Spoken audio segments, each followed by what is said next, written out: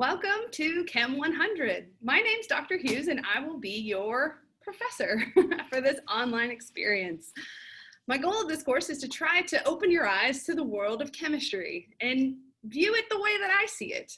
I really am super passionate about chemistry and like I said, it's everywhere. Like this, what is this? Sugar. It's just sugar. I don't know, you might think it's a Kleenex, but it's actually just sugar molecules. What about some of this stuff? Probably came with a little bit of this, right? It's actually just ethanol. Hand sanitizer's only ethanol. And last but not least, maybe you want to set the mood for a good studying night with your candle, your tiger candle. It's not a candle to me, it's just a bunch of hydrocarbons. A lot of potential chemical energy in this thing that you could burn. I just see the world through atoms and molecules, and I hope to share that with you guys too.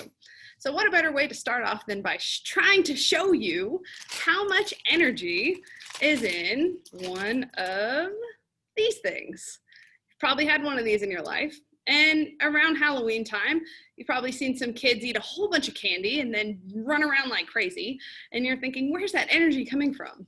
Well, I have my PhD in biochemistry, so I studied the chemistry of the body, and one major thing is figuring out how we obtain energy from food. So this is a lot of sugar, right? Pretty much candy corn's practically sugar only, 100% sugar. So you eat this, goes through your, chew, swallow down your throat, into your stomach, and then it makes its way into your small intestines, where the sugar molecules absorb into your bloodstream. Then your body can use that for energy, like how I can move my muscles and run or jump or study or think. Or if you're not using that much energy, it'll store it for later. It'll store it in the form of glycogen as sugar molecules, or it'll convert it into fat and store it for later when you need it. So, when we are breaking this down though, we take the sugar molecules and we make two molecules and we end up breathing them out. Carbon dioxide and water. So I want to oxidize this one little candy corn into carbon dioxide and water. And again, I want to show you how much energy though there is in one of these bad boys. So to do that, to help me do that, because I could sit here and breathe, like chew it and eat it and breathe, but that's not that fun. So I'm going to use a chemical reagent. This is called potassium chlorate, and it is an oxidizing agent. So just like how we breathe in oxygen, and that's what's used to oxidize, in big quotes, the sugar molecules, I'm going to oxidize it chemically using this compound. Okay, so as you can see, it just kind of looks like it's maybe some sugar or salt, but this is not something you would want to eat. No. In fact, don't ever try to eat any chemical coming from a chemistry lab. That would be the worst decision. But so it's an oxidizing agent. So this chemical should oxidize this molecule, this candy corn, to carbon dioxide and water. So if I mix them, let's see what happens.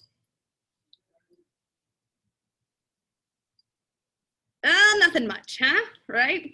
All right, so there's a lot of potential energy, but the reaction didn't happen. So I need to give it a little bit of boost. So what I'm gonna do is I'm gonna heat up this potassium chlorate, and then I'm gonna drop in my candy corn, okay? So that amount, that heating up and turning it into a molten liquid will give it enough energy, a little bit of, a kickstart to get that oxidation reaction going. So I've got this demonstration set up here where I have my test tube, and I have a little bit of that potassium chloride at the bottom, you can see.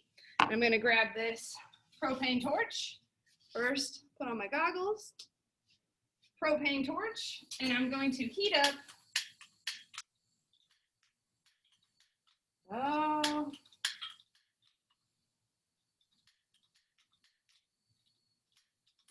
There we go. Good night. Okay, so I'm going to heat up this solid potassium chlorate until it is a molten liquid. Essentially, I'm changing the phase of it from a solid to a liquid.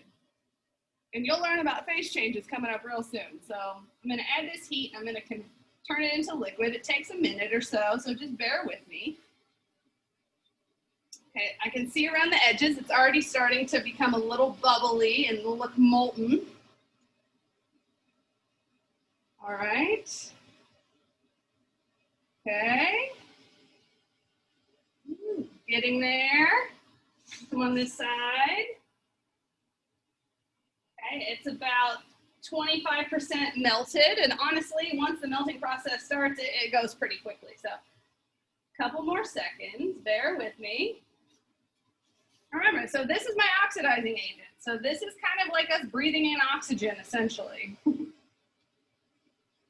All right, we've got like an iceberg of solid left. It's melting. Oh, okay, we're close.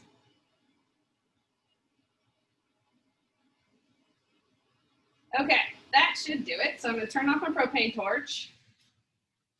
Set it off to the back. Okay, here we go. Ready? I'm gonna show you the energy. All right, so I'm gonna take my tongs and I'm gonna grab this candy corn. I'm gonna drop it in, and then I'm gonna shut the hood. Okay, ready? In 3, 2, 1.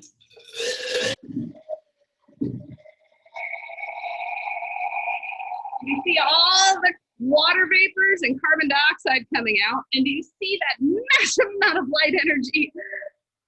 Yes.